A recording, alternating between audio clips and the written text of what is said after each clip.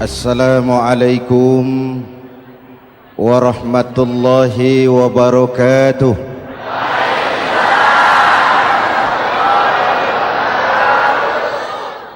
Alhamdulillah wassalatu wassalamu ala Rasulillah Sayyidina Muhammad ibn Abdullah wa ala alihi wa sahbihi wa mawalah, amma ba'du. Saudara-saudara kaum muslimin di seluruh tanah air, hari-hari pada minggu akhir Ramadan kita bersama-sama menyaksikan sebuah fenomena tentang pindahnya kegiatan umat dari masjid ke pasar, dari masjid ke terminal, dari masjid ke stasiun, dari masjid ke bandara. Apa boleh buat, itulah wajah kita. Bahwa lebaran artinya mudik, bahwa lebaran artinya baju baru dan makanan. Lebaran berbeda dengan Idul Fitri. Lebaran adalah tradisi yang setiap kita boleh ikutan. Siapa saja boleh ikut lebaran, tapi tidak tiap orang bisa merayakan Idul Fitri. Mau puasa atau tidak puasa, boleh lebaran. Tidak dilarang sama petugas keamanan. Mau ibadah Ramadan atau tidak melaksanakan ibadah Ramadan, boleh ikut lebaran. Tapi tidak berarti merayakan Idul Fitri, karena selalu ada kos dari apa saja yang kita lakukan. Saya mau cerita, mau dengar nggak? Ada dokter gigi, dokter baru. Satu sore praktek, pasiennya 4 orang nunggu duduk jejeran. Dipanggil pasien pertama, diperiksa, berlubang giginya, dicabut tanpa dibius. Namanya dokter baru. Pasien ini teriak, aduh sakit dok, tidak kuat, sakit. Teriakannya keras sekali. Pasien yang 3 orang yang nunggu gemeter, lari semua. Sudah saya dicabut, diobati, selesai, tanya, sudah selesai dok? Sudah mas. Berapa biayanya? 200.000. Loh, biasanya kan 50.000, kok 200.000? Biasanya sih memang 50.000, tapi siapa suruh kau teriak? Yang 3 lari.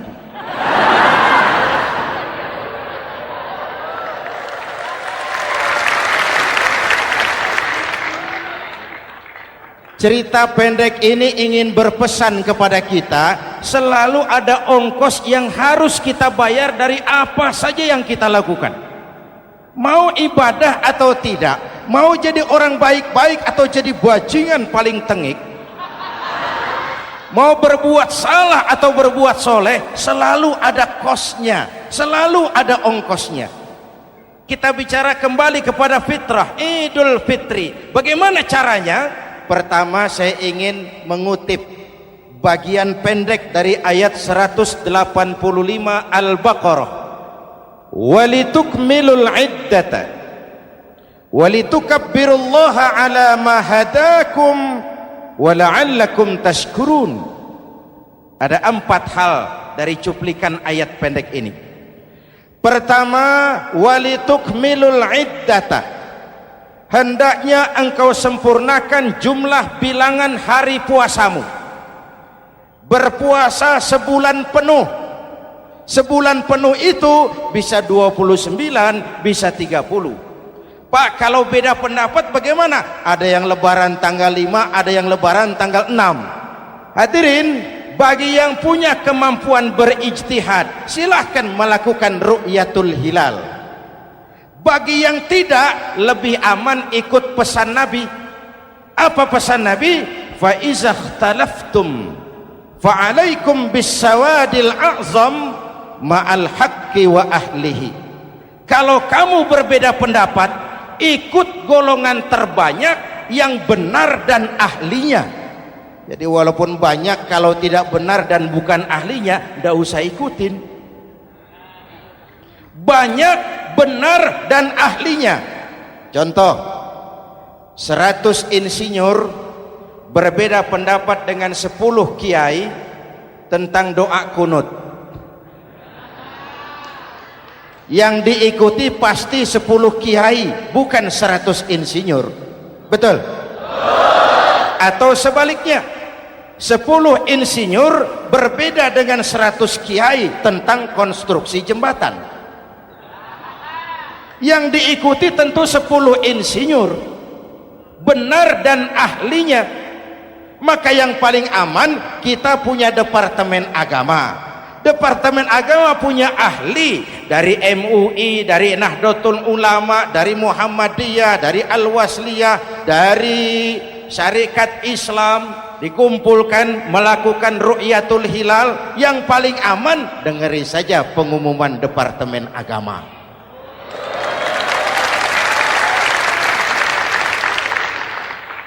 Tapi tetap menghormati mereka yang meyakini 1 Syawal jatuh pada tanggal 5. Beda boleh, marah jangan. Jelas? Saudara boleh suka tempe, tapi jangan menghina orang yang tidak suka tempe. Saudara boleh senang tahu, tapi jangan ngenyek karo wong yang senang tahu. Hadirin yang saya hormati, walitukmilul iddata. Kalau mau kembali kepada fitrah, sempurnakan jumlah bilangan hari puasamu. Makna sempurnakan di sini 2, sempurnakan 1 bulan penuh dan sempurnakan semangat puasamu. Walaupun Ramadan berakhir, puasa jangan selesai. Kenapa? Tangan kita masih tetap terus puasa dari mengambil yang bukan milik kita. Lidah kita walaupun Ramadan sudah selesai tetap berpuasa dari memfitnah dan menggunjing orang lain. Kaki kita walaupun Ramadan sudah selesai tetap puasa dari berjalan ke tempat yang tidak baik. Perut kita tetap berpuasa dari kemasukan barang-barang yang haram. Sempurnakan semangat puasamu. Sikap disiplin, sikap jujur, merasakan kehadiran Allah dekat dalam hidup. Nih contoh ringan. Tadi waktu asar dan zuhur, saudara sholat apa tidak? Sholat. Waktu sebelum sholat kan berwudu. Ketika berwudu kan berkemur. Umpama waktu berkemur itu saudara korupsi, sedikit saja airnya saudara minum, saya yakin jangankan petugas keamanan, teman wudhu sebelah pun tidak akan tahu kalau waktu berkemur saudara korupsi. Kalau selesai Ramadan ini diterjemahkan, insya Allah negara kita bersih, berkurang korupsinya. Hadirin yang saya cintai, saya kembali kepada pesan Al-Baqarah 185 tadi. Walitukmilul iddata, sempurnakan jumlah bilangan hari puasamu. Puasa sebulan penuh dan kemudian lanjutkan semangat Ramadan. Disiplin, merasakan diri di bawah pengawasan Allah. Sekarang ini Allah ditekan. Kita iman dalam ucapan tapi sekuler dalam perbuatan. Tuhan cuma ada di masjid, di kantor Tuhan hilang, maka korupsi merajalela. Tuhan cuma ada di masjid, di pasar Tuhan hilang, maka timbangan tetap curang. Iman dalam ucapan tapi sekuler dalam perbuatan. Kalau jiwa dan semangat Ramadan kita bisa terapkan, insya Allah korupsi akan berkurang. Sekarang kan kita prihatin, yang tadinya teriak-teriak wong cilik malah ribut rumah mewah. Yang tadinya teriak-teriak rakyat kecil, sekarang malah ribut soal villa 5 miliar. Ini kan menyedihkan, memilukan dan memalukan. Tidak punya sense of crisis. Nah, saya juga nggak tahu apa itu. Udah dengerin aja, kenapa sih? Usil bener. Padahal ekonomi kita masih terpuruk, lapangan kerja sulit, jumlah pengangguran rata-rata 2 juta orang per tahun, lapangan kerja baru sulit terbuka karena investor jangankan yang dari luar mau masuk, yang di dalam siap-siap keluar. Terakhir kita dengar Sony, pabrik elektronik besar, mau cabut lagi, pindah invest ke Taiwan, menyusul pabrik silet yang di Ciputat itu. Ketika ditanya apa investasi di Cina lebih murah, tidak, dia bilang lebih mahal, cuma lebih pasti. Di Indonesia murah, cuma mejanya kebanyakan, biaya siluman, namanya siluman nggak karu-karuan, keluar uang banyak, urusan tidak pasti, capek. Disahkan undang-undang penyiaran yang justru ditolak oleh masyarakat penyiar sendiri. Industri penyiaran bakal kolaps karena sekarang ini boro-boro mereka industri televisi mau break even point, mau pulang modal, dengan ke depan bisa bangkrut. Akibatnya bisa kita pastikan, jumlah pengangguran makin bertambah. Hadirin yang saya hormati, kita memang setuju jangan terlalu mengadopsi siaran-siaran televisi dari luar, kita harus punya filter. Tapi pada sisi yang sama, kita juga harus memperhatikan lapangan kerja buat rakyat kita ini. Walitukmilul iddata, sempurnakan jumlah bilangan hari puasamu. Kalau jumlah hari puasa sudah sempurna, tuntunan yang kedua dari Al-Quran, walitukabbirullah, hendaknya engkau agungkan nama Tuhanmu, takbiran. Takbiran itu bisa sendiri, bisa berjamaah, bisa di rumah, bisa di masjid, bisa di surau, bisa dengan pawai keliling, asal dilaksanakan dengan tertib dan tidak mengganggu lalu lintas umum. Prakteknya yang terjadi, pawai keliling itu mengganggu ketertiban umum, perang petasan, mengganggu lalu lintas. Terjadi macam, ada yang takbiran bawa bendera partai. Innalillahi wa inna ilaihi rajiun. Ini takbir politik. Hadirin yang saya hormati, kalimat takbir dalam kondisi kita, saya ingatkan kepada satu ungkapan Bung Tomo. Bung Tomo, pelaku sejarah, tokoh 10 November yang dikenal sebagai Hari Pahlawan, dalam satu pidatonya saya ingat pernah berkata, andai kata tidak ada kalimat takbir, ini ungkapan Bung Tomo, andai kata tidak ada kalimat takbir, saya tidak tahu dengan apa saya harus menggerakkan putra-putra terbaik bangsa untuk bangkit berjuang melawan penjajah.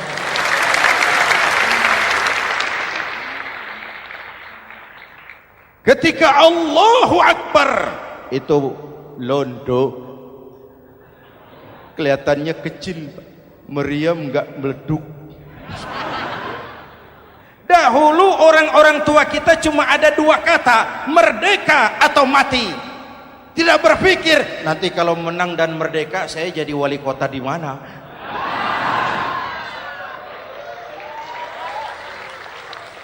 Kalimat takbir, bangsa ini harus bangkit dari keterpurukan. Bangsa ini harus bangkit mengejar ketinggalan-ketinggalannya.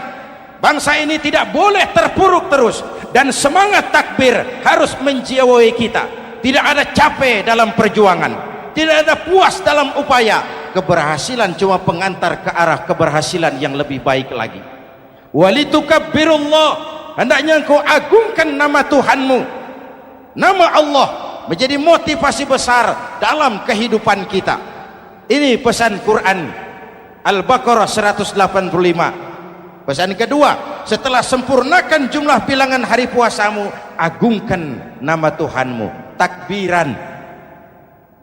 Kalimat takbir sendiri kalau kita lihat pada kalimatnya ada kata la ilaha illallah wahdah sadaqa wa'dah wa nasara 'abdah wa a'azza jundah wa hazamal ahzaba wahdah. Tidak ada Tuhan selain Allah, esa, tidak beranak, tidak diperanakan, wahdah, tidak bisa diumpamakan dengan apapun. Sadaqa wa'dah, Allah yang maha menepati janjinya. Wa nasara 'abdah, Allah yang maha menolong hambanya. Kalau bukan kebesaran Allah, berat berjuang Ramadan ini melawan musuh yang tidak nyata. Puasa itu kalau olahraga golep. Benar Pak, kalau tinju lawannya kelihatan. Betul. Sepak bola musuh kelihatan, bulu tangkis kelihatan, golf siapa musuhnya? Itulah puasa, menghadapi musuh yang tidak kelihatan. Itu lebih berat daripada perjuangan mengangkat senjata, lebih berat daripada berjuang mengorbankan harta. Tapi kalau di bulan Ramadan saja Rasulullah menang dalam perang Badar, itu harus jadi sumber motivasi. Dengan kalimat takbir, dengan keagungan Allah, bangsa Indonesia harus bangkit dari keterpurukan. Ibu bapak hadirin yang saya hormati, jadi bukan akhir Ramadan lalu sibuk beli baju. Boleh, tapi bukan itu yang utama. Laisal id bilibasin jadid walakinnal id bita'atin yazid. Idul Fitri bukan pakaian baru. Idul Fitri adalah ketaatan yang meningkat, yang telah ditempa, digojlok, digembleng oleh Ramadan. Jadi kalau Ramadan rajin baca Quran, lalu selesai Ramadan sayonara Quran, latihan tidak berhasil. Ramadan rajin ke masjid, selesai Ramadan selesailah ke masjid. Awal Ramadan full house sampai ke halaman, akhir Ramadan cuma imam berdua tikar. Masjid kembali senyap, padahal masjid adalah pusat kegiatan umat. Saudara lihat dari sejarah, ketika hijrah ke Madinah, Rasul singgah di Kuba. Apa yang beliau lakukan? Membangun masjid. Ketika sampai di Madinah, kesibukan pertama beliau apa? Mencari rumah dinas? Bukan. Kesibukan pertama beliau mencari lokasi di mana membangun masjid. Isra dan Mi'raj, perjalanan besar dimulai dari masjid ke masjid. Ini indikasi masjid memang merupakan pusat kegiatan umat. Umat Islam dengan masjid seperti ikan dengan air, tidak boleh pisah. Ada ikan yang tidak betah di air? Ada. Ikan mau modar. Kalau umat sudah mulai menjauhi masjid, jiwanya yang akan mati. Kalau jiwanya mati, jasadnya masih hidup, itu namanya bangkai berjalan. Walitukabbirullah, engkau agungkan nama Tuhanmu, takbiran. Setelah berjuang penuh, membina takwa, mengharap ridho, mengendalikan nafsu. Ingat loh, puasa itu bukan menghilangkan nafsu, mengendalikan, menempatkan pada tempatnya. Manusia tanpa nafsu bukan manusia,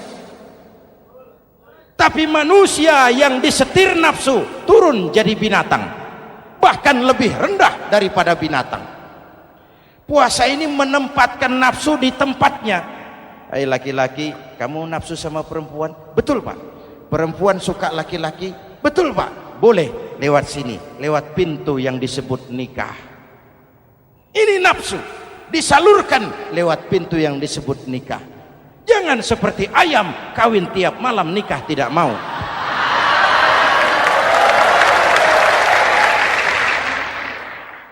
Hai manusia, nafsu kepada materi, kepengen kaya? Iya Pak, boleh. Usaha yang halal, jual beli yang halal. Wa ahallallahu al-bai'a wa harrama riba. Allah halalkan jual beli. Jangan ingin kaya lalu makan renten, ingin kaya lalu korupsi, ingin kaya lalu buka peternakan tuyul.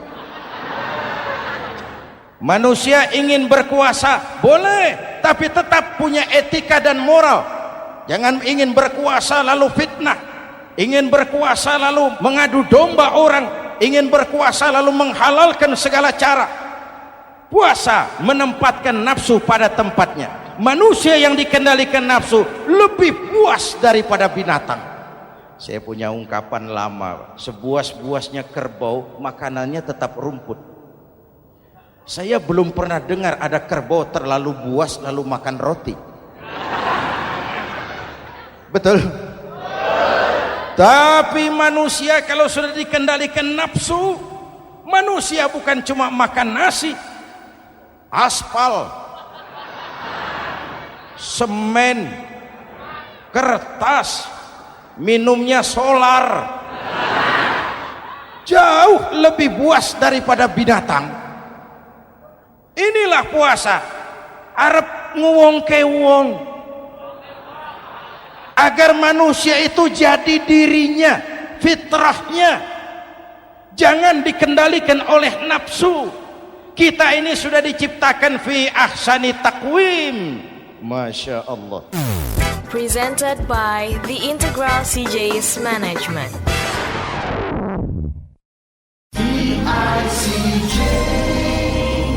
Hadirin, yang ketiga pesan Al-Baqarah 185 tadi, setelah sempurna jumlah bilangan hari puasa, lalu mengumandangkan takbir, membayar zakat fitrah.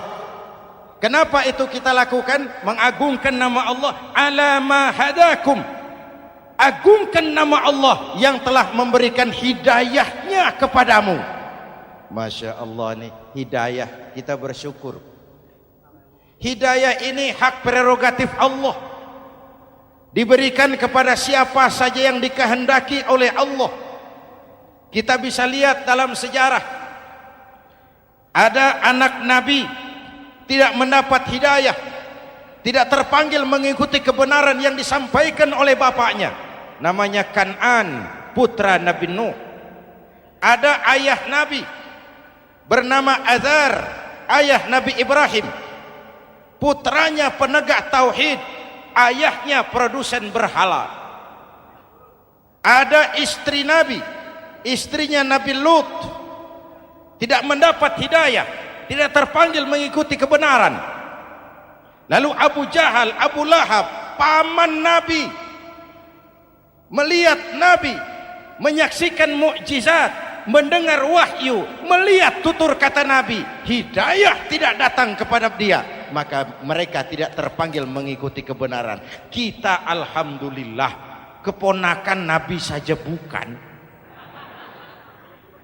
mendapat yang namanya hidayah ini. Ini harus kita pelihara, kita jaga baik-baik, karena ini merupakan hak prerogatif Allah. Yahdi man yasha, diberikan kepada siapa saja yang dikehendakinya. Hadirin, sembari kita mengambil pelajaran tentang Kan'an yang tidak dapat, putra Nabi Nuh. Ini saya ngambil bagian cerita sejarah, masih mau dengar? Nabi Nuh diberi umur 950 tahun, berdakwah sepanjang hidup. 800 tahun beliau dakwah, dapat pengikut tidak lebih 80 orang, rata-rata 10 tahun satu. Yang dihadapi ini umat yang kurang ajar, bandel, bajingan, tengik. Kalau diceramahi, telinganya ditutup dengan tangannya. Ini saking kurang ajarnya ini umat. Diberikan dakwah, telinganya ditutup dengan tangan. Nabi Nuh ketika di puncak kesabarannya munajat, ya Rabb, bagaimana Nuh? Siang malam saya berdakwah kepada umat ini, saya sampaikan risalahmu, saya canangkan seruanmu, saya sampaikan ajaranmu. Inni da'autu qaumi lailan wa nahara, siang malam saya berdakwah kepada umat. Wa inni kullama da'autuhum ja'alu asabi'ahum fi adhanihim. Tiap kali saya sampaikan dakwah kepada mereka, mereka tutup telinganya dengan tangannya. Saya tidak sanggup menghadapi umat seperti ini ya Allah. Habis mau kamu bagaimana? No, sikat saja sudah semua ini. Bikin mati saja. Nanti kalau punya anak, anaknya kafir lagi. Lebih baik bapak moyangnya, mbah-mbahnya sikat semua. Rabbi la tazar 'alal ardi minal kafirina dayyara. Jangan disisakan orang kafir. Habisin semua. Itu mau kamu? Iya. Buat kapal Nuh, nanti aku turunkan banjir. Dengan apa saya membuat kapal ya Rabb? Pakai kayu Nuh. Kayunya dari mana ya Rabb? Dari pohon tentu.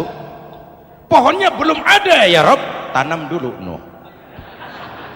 Membuat kapal kayunya nanam pohon dulu. Apa artinya? Perjuangan bukan simsalabim abracadabra. Perjuangan bukan makan lombok, ini hari dimakan, ini hari pedas. Perjuangan itu proses. Ada keringat, ada air mata, ada darah, tempo-tempo nyawa. Itulah perjuangan. Sudah pohon ditebang, buatkan kapal di tengah kampung. Umat unjuk rasa lagi. Nuh makin gila. Bikin kapal di tengah kampung, mau belayar kemana? Selesai Nuh, selesai ya Rabb. Naik. Orang-orang yang beriman bersamamu, naik. Binatang serba sepasang, naik. Naik Nuh, naik. Orang beriman, naik. Binatang serba sepasang. Gerimis mulai turun. Setelah kapal semua terisi, Nabi Nuh kontrol. Sudah naik semua? Sudah. Nuh. Mas Bejo, ada? Ada. Bawa painem, naik sudah masuk. Oke. Hei, Kan'an anak saya ikut tidak naik kapal. Kami tidak lihat Nuh. Turun ke bawah. Ada Kan'an. Kami tidak lihat Nuh. Naik ke atas buritan. Kelihatan Kan'an tidak ikut naik kapal. Kumpul bersama orang kafir di daratan. Inilah potret kehidupan. Kumpul dengan orang-orang kafir. Berapa banyak anak-anak kita tidak mau ikut orang tuanya ke masjid, kumpul dengan orang-orang kafir di tempat maksiat. Nuh karena sayang kepada anak, dari atas kapal memanggil, ya bunayya rkam ma'ana. Ya, ini bahasa orang manggil Pak.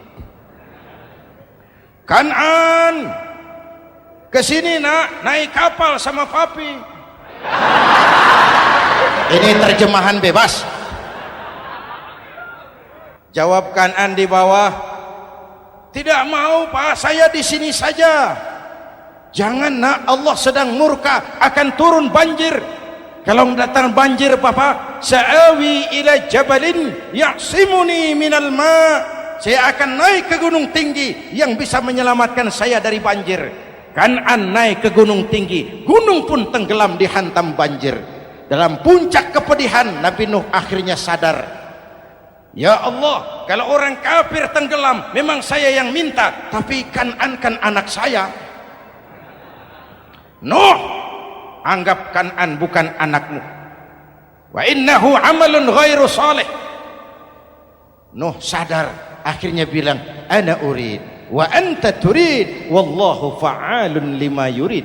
Aku punya kemauan, kau Kan'an punya kemauan, Allah juga punya kemauan. Kemauan Allah lah yang akhirnya jadi kenyataan. Nek sekarang juga kita ngadepi musim banjir. Bukan banjir air saja, banjir peradaban-peradaban yang masuk ke negeri kita. Banjir maksiat, banjir munkarot. Kalau kita sudah ke masjid, kita sudah naik kapal, tolong kontrol anak-anak kita. Tolong kontrol tetangga kita. Ayo naik kapal. Banjir.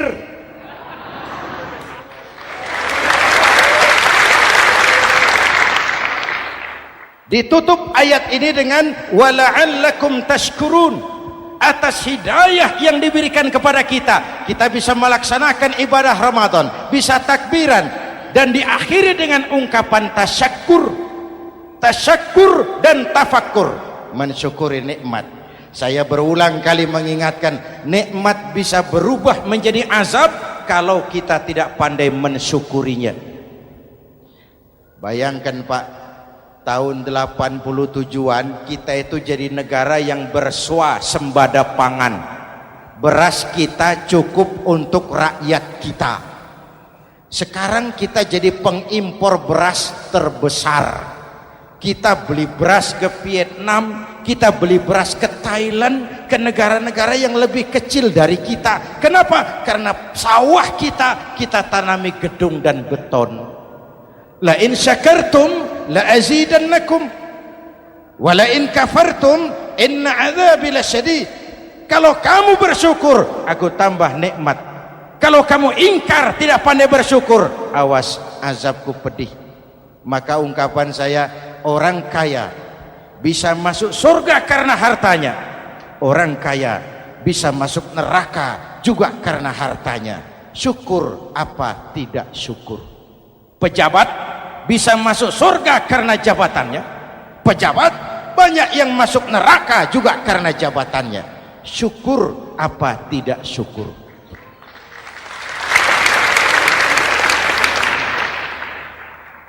Orang alim, kiai bisa masuk surga karena ilmunya.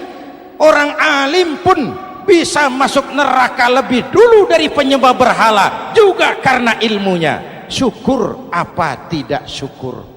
Kasih jabatan sebagai pemimpin lalu menyadari sayyidul qaumi khadimuhum. Pemimpin suatu umat adalah pelayan bagi umat itu. Pelayan harus melayani, bukan minta dilayani.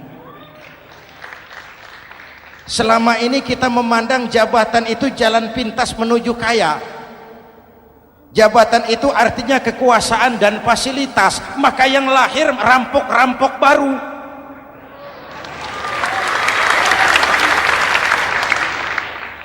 Jabatan adalah alat untuk pengabdian di tengah rakyat yang sedang susah, di tengah negara yang sedang terpuruk. Kita memerlukan pemimpin-pemimpin yang sadar sayyidul qaumi khadimuhum. Pemimpin suatu kaum adalah pelayan bagi kaum itu sendiri. Ibu bapak hadirin yang saya hormati, dengan mensyukuri itu maka makna Idul Fitri meresap kembali kepada fitrah kita sebagai manusia. Fitrah kesucian. Secara sederhana orang gambarkan kembali kepada fitrah seperti bayi baru dilahirkan oleh ibunya, bersih, suci, tanpa dosa, lantaran sudah dibersihkan oleh ibadah Ramadan. Tapi para ulama khalaf ada yang mengartikan fitrah itu kecenderungan kepada kebajikan, kecenderungan kepada kebaikan. Itu juga fitrah. Kembali kepada fitrah manusia, kecenderungan untuk berbuat baik. Kita lahir bayi tidak punya dosa, betul? Tidak ada dosa warisan dalam Islam. Kalau harta warisan ada, dosa warisan tidak. Karena itu dalam Islam juga tidak ada penebusan dosa. Kalau dosa bisa ditebus dengan uang, tentu Menteri Keuangan nomor 1 masuk surga.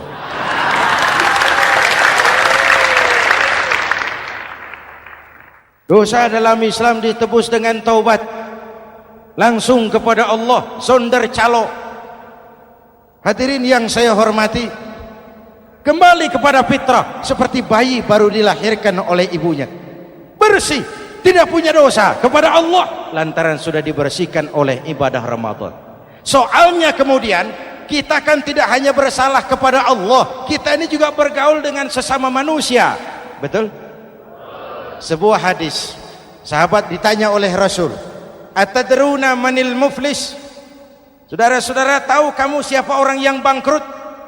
Oh Rasul, orang bangkrut yang tidak punya uang, orang bangkrut yang tidak punya harta. Salah kata Rasul, innal muflisa min ummati, yang bangkrut dari golongan umatku, yang besok di hari kiamat datang menghadap Allah dengan membawa pahala solat, membawa pahala zakat, membawa pahala haji, membawa pahala sedekah pada satu pihak. Sementara pada sisi yang lain sebelah kiri, orang ini juga datang membawa kesalahan karena pernah mencaci maki orang, pernah memfitnah orang, pernah memakan harta orang dengan cara yang zalim. Satu sisi bawa kebajikan, sisi lain bawa kesalahan. Kalau ini yang terjadi, bagaimana nasib kita? Kata Nabi, Tuhan, ini pahala solat saya, ini solat yang wajib, ini yang sunnah, rawatibnya, nawafilnya. Datang orang, sebentar Tuhan, apa? Dia memang rajin solat, tapi saya pernah dicaci maki, hancur nama saya, remuk hati saya. Di dunia saya tidak bisa membalas karena dia lebih berkuasa. Sekarang saya menuntut keadilan. Betul? Iya Tuhan. Sini pahala solatmu, kasih orang yang kau caci maki. Tuhan, ini pahala puasa saya, yang wajib Ramadannya, sunnah 6 hari Syawalnya, Senin Kemisnya. Ini Tuhan. Datang lagi, sebentar Tuhan. Kenapa? Dia memang rajin puasa, tapi saya pernah difitnah tanpa benar, dicorengkan arang ke dahi, hancur nama saya karenanya. Saya menuntut keadilan karena di dunia waktu itu cuma banyak pengadilan tapi tidak ada keadilan. Benar? Benar. Ini pahala solatmu, kasih orang yang kau fitnah. Tuhan, ini pahala zakat saya. Datang lagi, Tuhan, dia memang suka zakat tapi korupsinya lebih besar dari zakatnya. Nuntut keadilan. Sini pahala zakatmu kasih. Kalau habis pahala kebaikan, orang yang menuntut masih banyak, diambillah dosa orang yang kita sakiti, diberikan kepada kita. Pahala dipreteli, dosa diberikan. Apa enggak bangkrut? Ibarat orang dagang, modal habis, tagihan hutang datang terus. Kenapa? Orang ini cuma baik hubungannya kepada Allah, tapi tidak baik hubungannya dengan sesama manusia. Karena itu, dalam konteks dengan fitrah, manusia makhluk yang fitrah. Apa fitrah itu? Pertama, manusia makhluk yang bertuhan. Itu fitrah. Mengingkari Tuhan, mengingkari fitrah. Yang kedua, manusia makhluk sosial, zon politikan. Itu fitrah. Kita tidak bisa hidup sendiri. Betapa dan siapapun kita memerlukan yang lain. Maka nuansa Ramadan intinya adalah silaturahmi.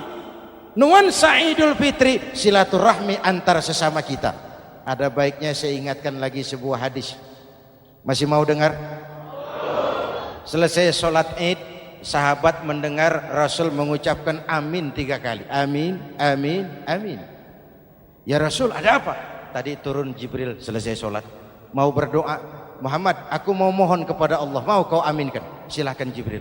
Jibril doa, Rasul amin.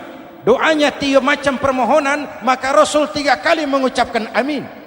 Kalau sudah Jibril yang doa, Rasul yang amin, apa iya doanya ditolak? Apa isi doanya? Yang pertama, ya Allah, doa malaikat Jibril, hari ini 1 Syawal, waktu itu doanya, saya mohon kepadamu, jangan engkau terima puasa dan ibadahnya anak yang durhaka kepada ibu bapaknya. Rasul mengucapkan amin.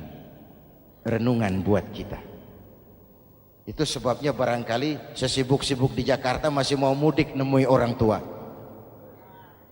Yang kedua, ya Rabb, saya mohon kepadamu, jangan engkau terima puasa dan ibadahnya istri yang durhaka kepada suaminya. Amin. Kedengaran Bu? Ada ibu-ibu tanya, Pak, kalau suami yang durhaka sama istrinya bagaimana? Hadisnya tidak menjelaskan itu, Bu.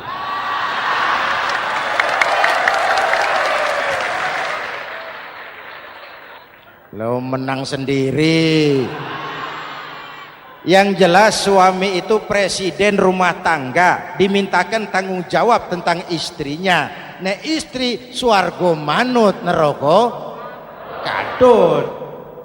Ketika pulang Isra Mi'raj saja Rasul bercerita, aku diperlihatkan neraka. Neraka ya Rasul? Iya. Lalu aku lihat isinya kok kebanyakan perempuan. Perempuan. Laki bagaimana? Laki juga tidak sedikit. Cuma kebanyakan perempuan. Ya Rasul, apa mereka tidak sholat? Sholat. Apa mereka tidak ngaji? Oh, rajin mereka sama suaminya. Kenapa banyak mereka di sana? Rasul senyum dan menjawab, hunna yakfurnal asir. Umumnya perempuan kurang bisa terima kasih sama suaminya.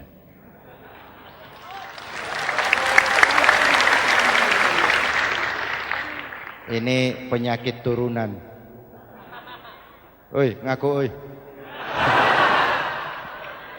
Lalu yang ketiga, ya Allah, hari ini saya mohon kepadamu, jangan engkau terima puasa dan ibadahnya muslim yang tidak mau memaafkan sesama saudaranya muslim. Memaafkan lebih berat daripada meminta maaf, tapi memberi maaf lebih mulia daripada meminta maaf. Inilah nuansa mengembalikan semangat saling menghargai, saling mencintai, keutuhan, kerukunan, dan kedamaian. Sudah capek kita rakyat dengan konflik.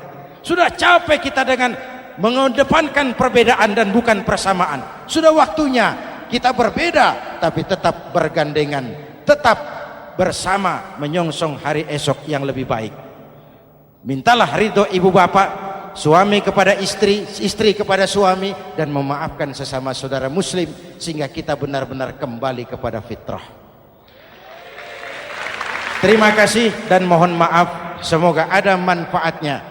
Usikum wa nafsi bitaqwallah. Wassalamualaikum warahmatullahi wabarakatuh.